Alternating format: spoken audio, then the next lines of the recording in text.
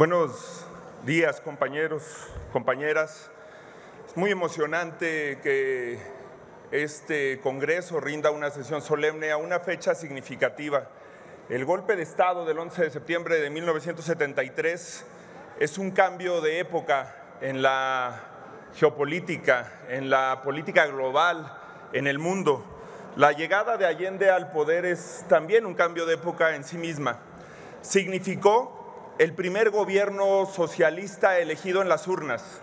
Significó el fin de una larga discusión de la izquierda mundial en los 60s, en los 70s, sobre si la vía para acceder al poder eran las armas o eran las boletas electorales. Aquí tenemos a muchos compañeros precursores de esa lucha, de ese momento histórico. Particularmente destaco a mi compañera Amalia García aquí presente, pero por supuesto también a compañeras y compañeros que a través de ellos mismos o de sus hijos, aquí presentes algunos, estuvieron en esa discusión. También decir que en México esa discusión pudo llegar a buen puerto gracias a un hombre de Estado que merece ser recordado hoy, honrado, a don Jesús Reyes Heroles, que aceptó en 1977 una reforma político-electoral que le abrió la vía electoral a la izquierda. Hace unos años, hace 10 años, platicaba yo con un político regiomontano, con un político del PRI regiomontano, y me decía: ¿sabes yo qué le admiraba a esos hombres, a esas mujeres, Jorge? Entre los que, por supuesto, está mi padre, militante del Partido Comunista, del Partido Socialista Unificado de México. Dice, me lo dijo con este desparpajo, que les dábamos unas madrizas en cada elección y se presentaban a la siguiente, que les hacíamos fraude en una elección y a la siguiente ahí estaban dando la lucha, que iban y cuidaban sus casillas, que iban y se postulaban y que no dejaban de luchar por los ideales que tenían. Ese legado lo marcó como punto de inflexión el triunfo electoral de 1970 de Salvador Allende en Chile. También marcó un cambio de época el golpe de Estado, porque a partir del 73 florece una nueva etapa, una nueva era en los derechos humanos. Hasta antes del 73 los derechos humanos eran una discusión entre estados, eran producto de convenios, de acuerdos, de tratados internacionales que se daban básicamente entre estados.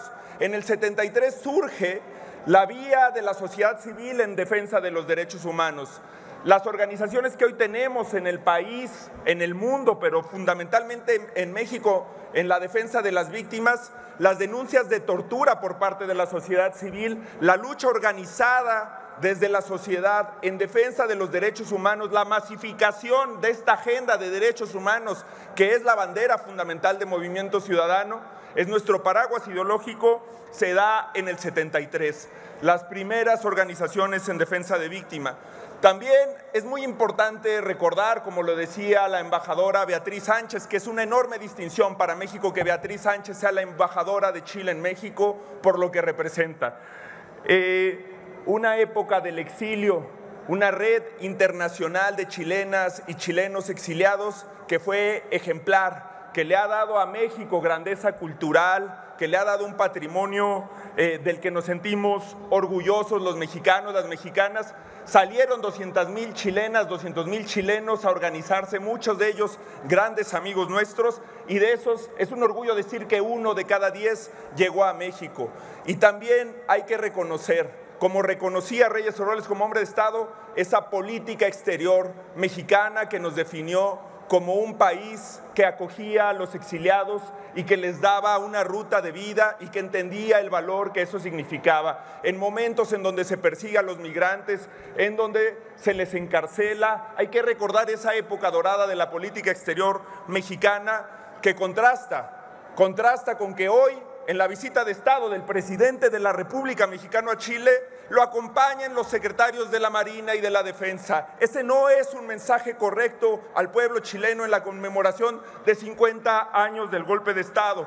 Y quisiera cerrar con una frase de Salvador Allende que me gusta mucho de ese último discurso. El pueblo debe defenderse, pero no sacrificarse. El pueblo no debe dejarse arrasar, ni acribillar, pero tampoco puede humillarse. Que su valentía, el valor que tuvo de enfrentar el momento más importante que tiene un ser humano, que es la muerte, sea ejemplo para todas y para todos. Allende vive, compañeras y compañeros.